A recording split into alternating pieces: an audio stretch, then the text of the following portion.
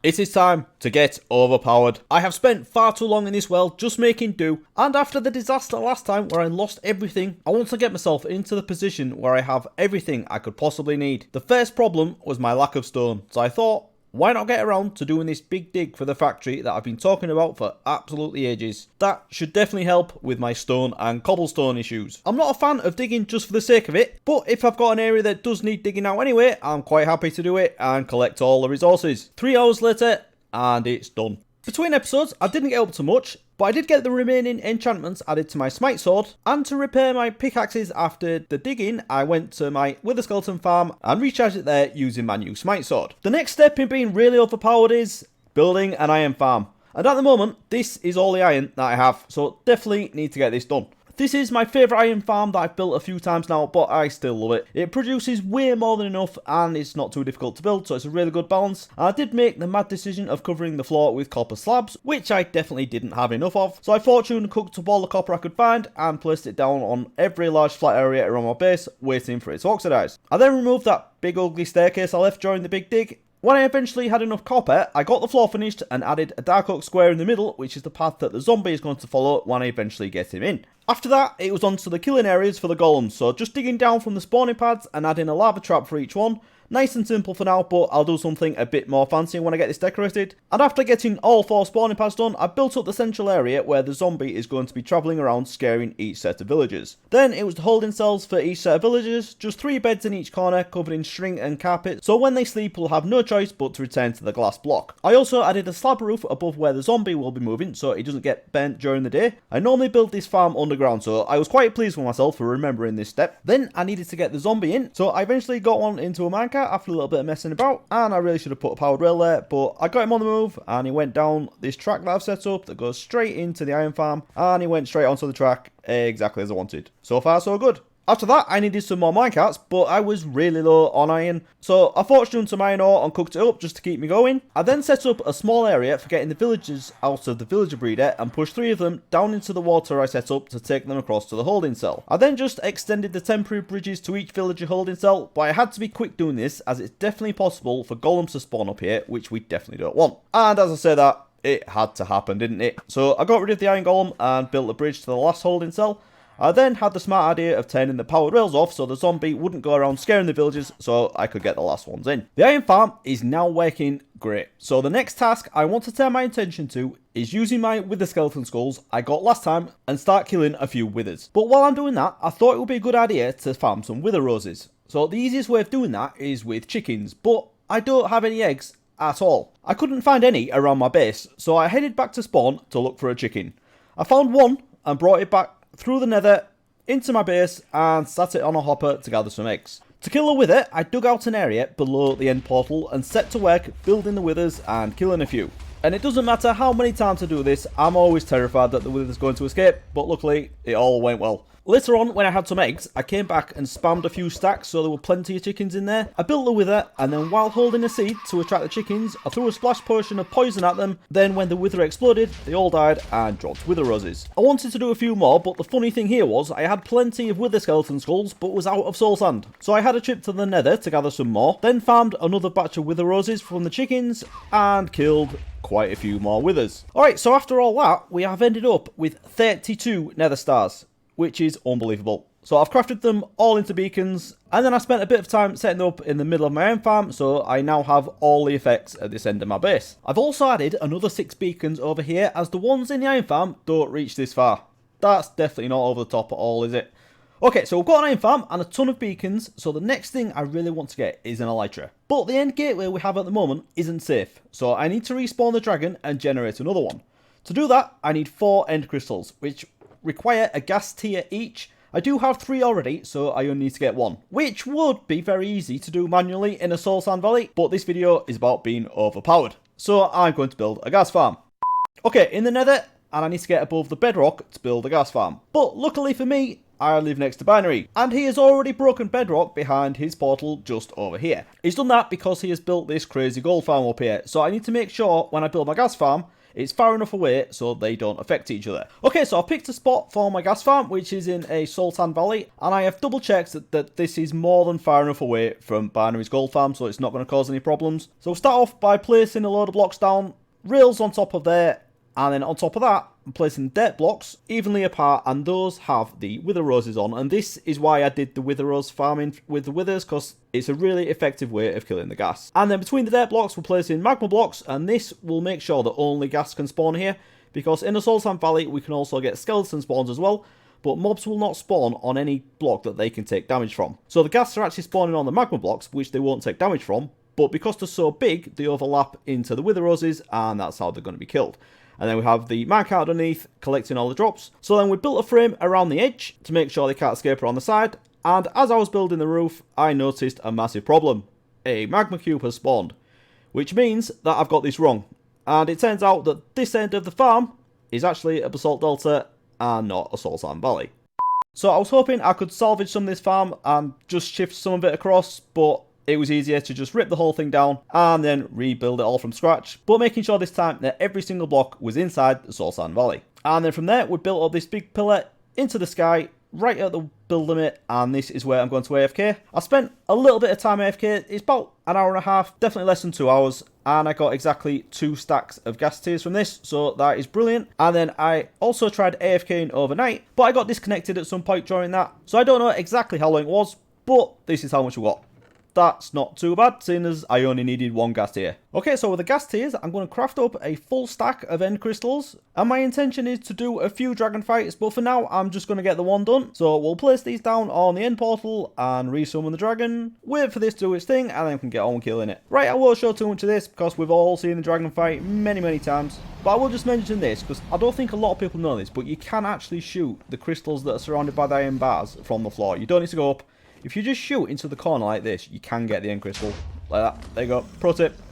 Okay, so this fight was fairly uneventful. Got all the crystals done and swiped at it when it landed on the end portal. Nice and easy. And with that, we open up the end gateway and we can go through, and hopefully it won't take much time to find our next Elytra. I built across to this new gateway and I've taken everything off and placed it in my ender chest just in case something bad happens. We should be alright, but you know, based on recent experience, I felt like I had to do this. So all I have on me is an ender chest, a stack of blocks, some ender pearls, and I'm also going to take a slow falling potion. So let's do it. Okay, so that's where I found this time.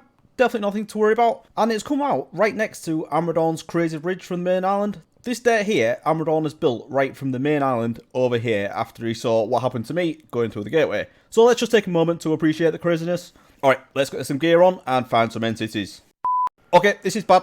I've just found an entity after only a few hundred blocks, but somehow managed to anger these two endermen. I've just placed some water down for safety, but because there isn't a large flat area anywhere, it keeps flowing in one direction. You need to die. Leave me alone. Okay, so we have the first entity, and there is a ship, which is great news. This should be the last bridge I need to build over the void. Go away, enderman. I could definitely have made that with an ender pearl, but I'm not taking any risks just yet. Okay, you know what? This ship is over land, so I'm just going to go for it. Let's pillar up here, but I'll probably get shot by a shulker on the way up, eventually. There it is. Now we're floating, or levitating I should say.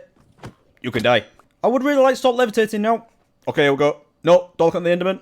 That would be bad. Shulker, you can die. Bit of gold.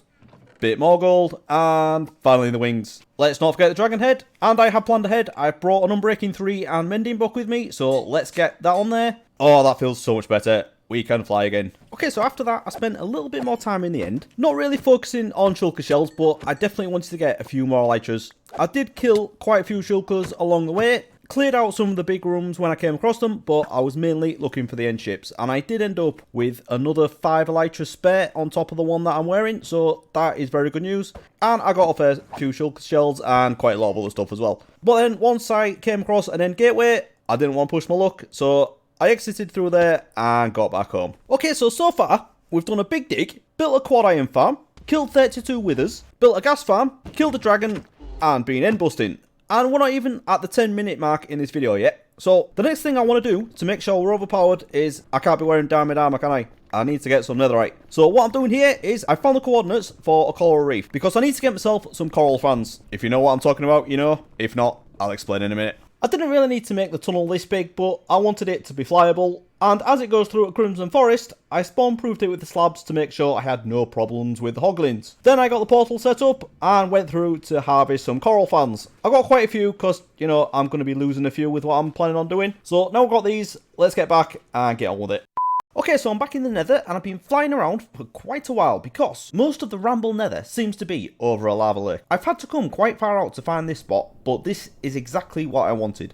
An enclosed area with a fairly big drop. Okay, so no prizes for guessing. I'm going to be duping TNT to blow up a large area to find some netherite. Let's get on with it. I'm just using cobblestone to build this, as it definitely doesn't need to be fancy. And if I grab some netherrack, I can get down below to build the TNT dupers. I am building this from memory, so hopefully this goes well. I did build these things a lot when I did the perimeter and my single player world, so hopefully I should remember it okay. Starting off with sticky pistons, can then attach a few slime blocks. And for me, doing projects like this is the main reason to have a slime farm.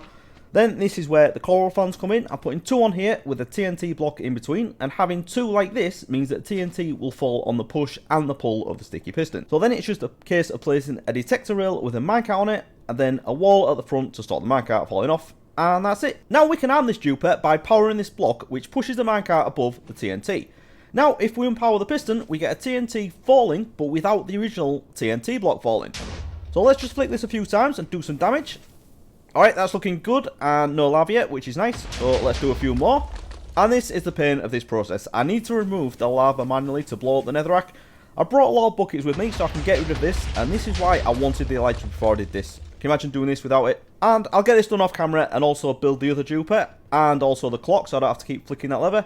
And then we'll come back and see the whole thing in action. Alright, so that is all up and running now, but I need to add in something else down below to maximise the damage. I've also just spotted the first netherite as well, so let's go grab that. After dealing with this skeleton, a little bit of lava to deal with, then all I need to do is place an obsidian platform below the TNT. So when it explodes, it pushes the other TNT out into the walls to destroy a really wide area. Okay, let's give this a quick test, and it looks like I've messed it up. So I need to move that obsidian, which is great fun. This machine also isn't working quite right, but I think I know what's wrong with that, so I'll fix that in a minute.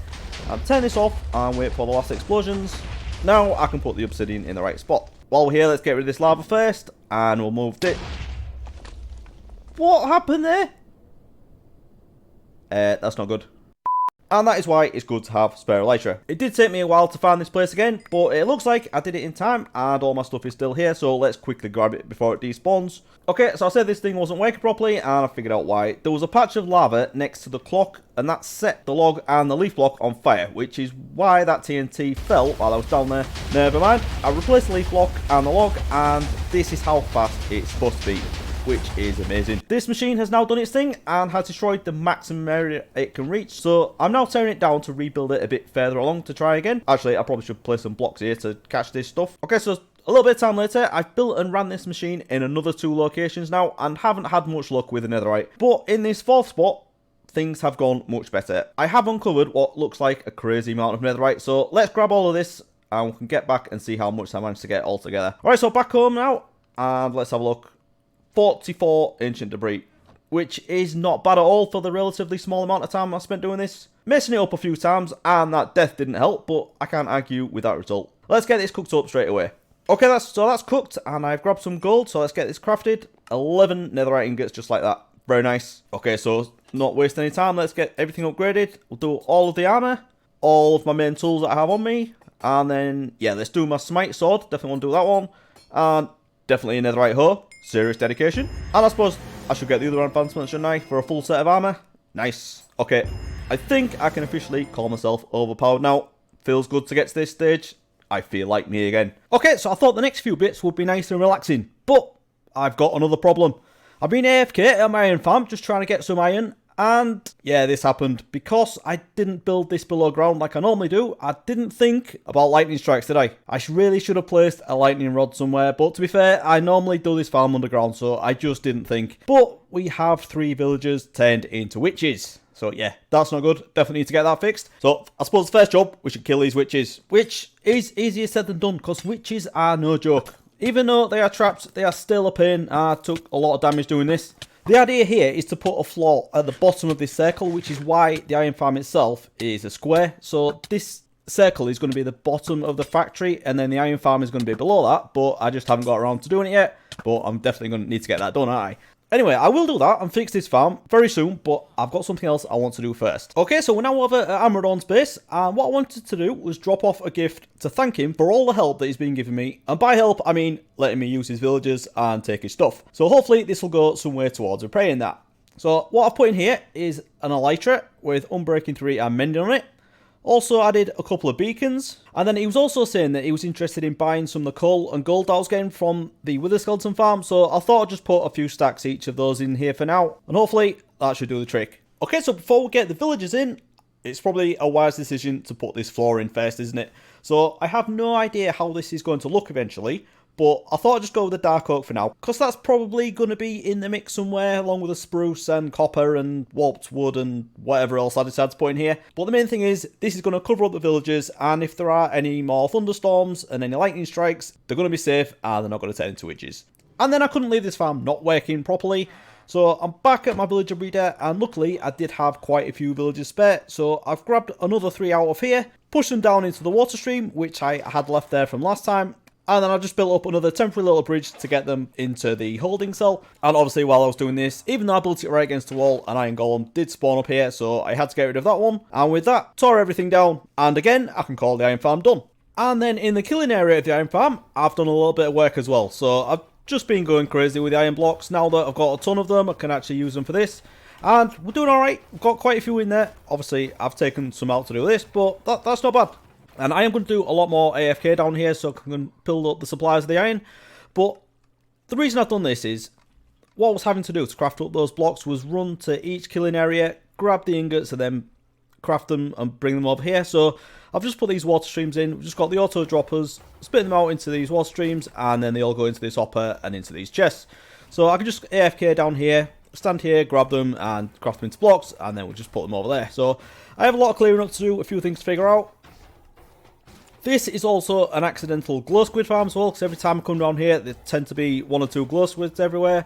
And there is also a slime chunk down here as well. I don't know which one it is, so I need to figure that out and spawn proof it. And I'll probably spawn proof the rest of it as well, to be honest. But while I'm down here anyway, it's completely safe, so I can AFK and get a ton of iron. So that is what I'm going to be doing between episodes. And I do have a lot of clearing up to do. I've got chests and shulker boxes and just stuff everywhere, so I need to get rid of all this. And I've also got some down there as well, as we've just seen. So next time, I'm not 100% sure what I'm going to be doing, but I think I do want to make some progress on this factory. So we've got this tunnel here, and this is obviously going to be much bigger, and we're going to have a staircase coming down from there that comes into this area, and then we'll have another staircase somewhere, probably behind the wall, that goes down into this bottom part, and then another one that goes into the iron farm itself. So I've got a lot of building to do there. I also want to get some terraforming done as well. So we've got all this area around here, like we said, so I'm going to build up a custom mountain. But then also at the front, I want to do some work on this bit, so make it look a bit more like this.